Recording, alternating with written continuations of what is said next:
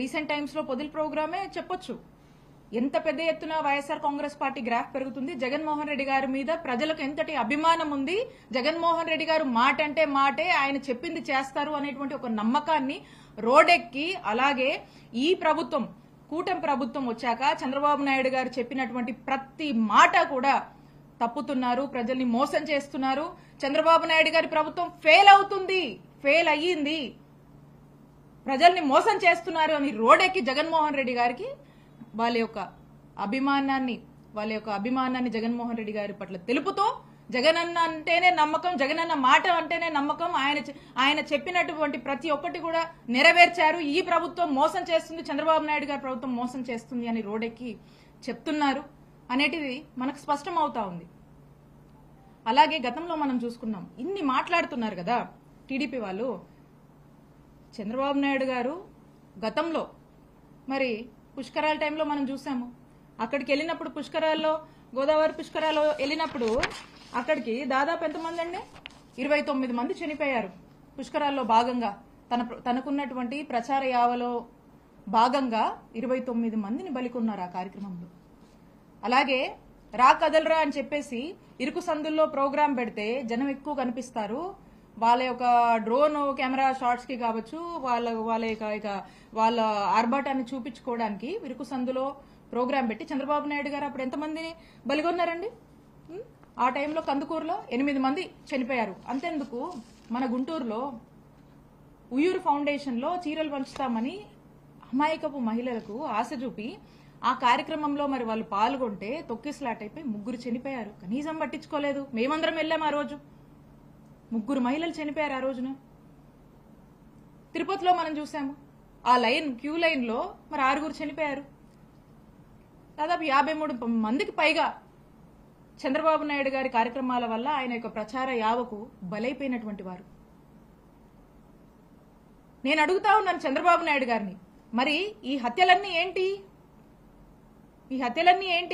చంద్రబాబు నాయుడు గారు వీటికి సమాధానం చెప్పాలి, ఖచ్చితంగా వీటికి సమాధానం చెప్పాలి.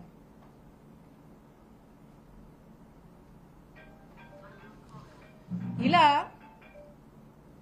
ఇక వీళ్ళు ఈ వస్తున్నటువంటి ప్రజల్లో పెరుగుతున్నటువంటి వైఎస్ఆర్ కాంగ్రెస్ పార్టీ పట్ల మద్దతును ఒక ఈర్షతో, ఒక ఫ్రస్ట్రేషన్తో, ఒక ఇండైజెషన్ ఫ్యాక్టర్గా ఈరోజు వాళ్ళకి మారింది. ఇక దీంట్లో భాగంగా ఎక్కడికక్కడ జగన్మోహన్ రెడ్డి గారు వస్తే జనం వస్తున్నారు.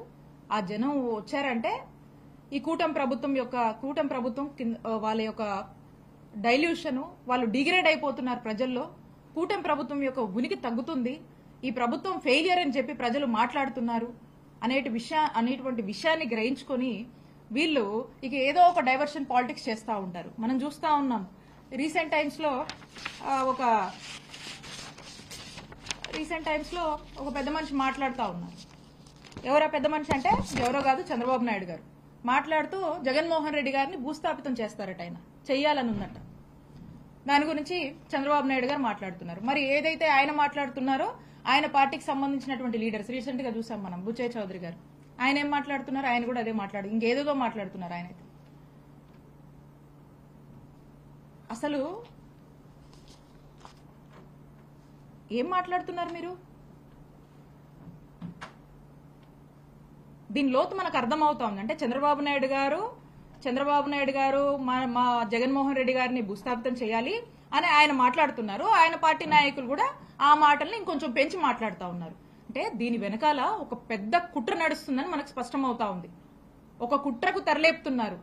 ఎందుకంటే ప్రజల్లో వస్తున్నటువంటి ఆదరణ, ప్రజల్లో కూటమి ప్రభుత్వం పైన చంద్రబాబు నాయుడు గారి నాయకత్వం మీద వస్తున్నటువంటి వ్యతిరేకతను వాళ్ళు మంచి చేసుకునే దాని మీద లేక జగన్మోహన్ రెడ్డి గారిని, మా పార్టీని ఏదో భూస్థాపితం చేయాలని మాట్లాడుతూ ఉన్నారు. అంటే ఇలాంటి ఒక కుట్రకు తెరలేపి జగన్మోహన్ రెడ్డి గారు లేకుండా చేయాలి అనేటువంటి ఒక ప్రయత్నము, ఒక వాళ్ళల్లో ఉన్నటువంటి ఒక రాక్షస కోరికలు అనేది వాళ్ళ యొక్క మాటల్లో వ్యక్తపరుస్తూ ఉన్నారు.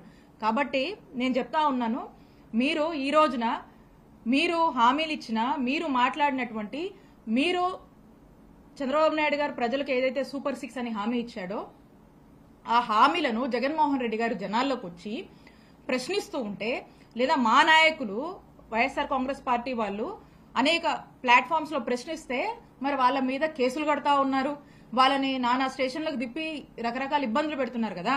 మరి మీరు మాట్లాడుతున్నారు, మిమ్మల్ని ఏం చేయాలి? సేమ్ మీ మీద కూడా అప్లై చేయాలి కదా.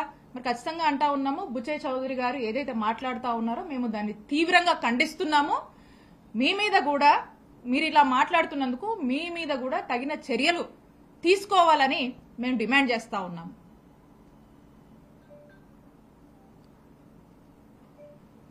ఇందాక నేను మాట్లాడినట్టు పల్నాడు జిల్లాలో పెద్ద ఎత్తున ఈ కార్యక్రమం సక్సెస్ అయితే పార్టిసిపేట్ చేసిన అందరి మీద కూడా ఇక్కడ ఉన్నటువంటి పోలీసులు కేసులు కట్టారు. పార్టిసిపేట్ చేసినటువంటి ప్రతి ఒక్కరి మీద కేసులు కట్టారు. అంటే మా నాయకుడు వస్తే ఆ కార్యక్రమంలో మేము పార్టిసిపేట్ చేయడం తప్ప? ఆ కార్యక్రమం ఏం కార్యక్రమం అండి? ఒక కుటుంబాన్ని పరామర్శించడం తప్ప? ఆ చనిపోయినటువంటి ఎవరైతే ఉప సర్పంచ్ ఉన్నాడో వాళ్ళ తండ్రి గతంలో మాకు మండల పార్టీ ప్రెసిడెంట్ గా పనిచేశారు. వారి మీద వారు ఆహ్వానించినందుకు వారి మీద కేసు కట్టారు. ఈ ప్రోగ్రామ్ లో పార్టిసిపేట్ చేసినటువంటి నా మీద కేసు కట్టారు. ఈ ప్రోగ్రామ్ సత్తెనపల్లిలో జరిగితే ఆ సత్తెనపల్లి ఇన్ఛార్జ్ సుధీర్ భార్గవ రెడ్డి గారి మీద కేసు కట్టారు. ఈ కార్యక్రమానికి వచ్చినటువంటి అప్పిరెడ్డి గారి మీద కేసు కట్టారు, తలసిల్ రఘురామ్ గారి మీద కేసు కట్టారు, కాస్ మహేష్ రెడ్డి గారి మీద కేసు కట్టారు, బొల్ల బ్రహ్మనాయుడు గారి మీద కేసు కట్టారు, దేవినేని అవినాష్ మీద కేసు కట్టారు, నంబూరు శంకర్రావు గారి మీద కేసు కట్టారు, అనాబతుల్ శివస్థ ఆయన మీద కట్టారు, అంబటి మురళి గారి మీద కట్టారు, అంబటి రాంబాబు గారి మీద కట్టారు, పేర్ని నాని గారి మీద కట్టారు, అలాగే పార్టిసిపేట్ చేసినటువంటి నాగార్జున యాదవ్ మీద కూడా కట్టారు. ఇలా దాదాపుగా ఆ కార్యక్రమంలో పార్టిసిపేట్ చేసినటువంటి అందరి మీద కూడా కేసులు నమోదు చేశారు. ఇంకా అండ్ అదర్స్ అంటున్నారు. మరి ఇంకెంతమంది ఉన్నారో అది కూడా మనం చూడాల్సినటువంటి అవసరం ఉంది. కాబట్టి నేను ఒకటే చెప్తా ఉన్నాను, మీరు ఇలా మా మీద కేసులు కట్టి మా కార్యకర్తల్ని కార్యక్రమానికి రావద్దని మీరు ఎన్ని నోటీసులు ఇచ్చినా మీ ప్రయత్నాలన్నీ కూడా విఫలమైనాయి. పెద్ద ఎత్తున ఈ కార్యక్రమం సక్సెస్ అయింది. ప్రజల మనసుల్లో, ప్రజల గుండెల్లో జగన్మోహన్ రెడ్డి గారి మీద అభిమానం ఉంది. మీరు పోలీస్ ఆంక్షలతో మీరేవో కాగితాలు పేపర్లు ఏవో ఇవ్వచ్చేమో, కానీ ఈ అభిమానాన్ని, ప్రజల గుండెల్లో జగన్మోహన్ రెడ్డి గారి మీద ఉన్నటువంటి ప్రేమని మీరు ఆపలేరు. మా మీద కేసులు పెట్టి మమ్మల్ని ఆపాలనుకుంటున్నారా? మమ్మల్ని మీరు ఆపలేరు. ఇవి కాదు, ఇంకెన్నైనా పెట్టుకోండి. జగన్మోహన్ రెడ్డి గారి నాయకత్వంలో మేమందరం పనిచేయడము మా అదృష్టంగా భావిస్తాము. జగన్మోహన్ రెడ్డి గారికి సంబంధించి, ఆయన యొక్క ప్రోగ్రామ్స్ కి సంబంధించి కానీ, లేదా మేము ఇక్కడ యాక్టివ్గా ఉన్నామని మా మీద ఏ కేసులు పెట్టినా కూడా మా యొక్క పోరాటం, మా యొక్క ప్రయత్నము, ప్రజల్ని మేము రిప్రజెంట్ చేయడము, ప్రజలకు ఏదైనా సమస్య వస్తే వాయిస్ ఫర్ ద వాయిస్లెస్ గా మేము ఖచ్చితంగా ఉంటాము. మీరు ఎన్ని ఇబ్బందులు పెట్టినా మమ్మల్ని ఆపలేరు, అడ్డుకోలేరు.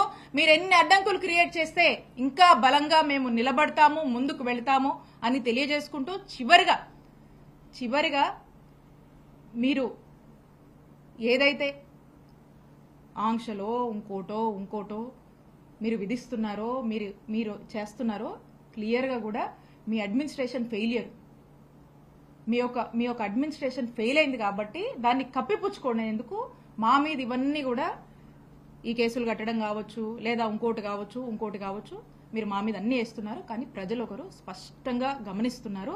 ఖచ్చితంగా కూటమి ప్రభుత్వం యొక్క పాలన, చంద్రబాబు నాయుడు గారు ఇచ్చినటువంటి హామీలు నెరవేర్చట్లేదు. కూటమి ప్రభుత్వం యొక్క పాలన ఫేడ్ అవుట్ అయింది. ఇది ఒక ఫెయిలియర్ గవర్నమెంట్ గా ముద్రేసుకుంటుందని ప్రజలు రియలైజ్ అయ్యారు.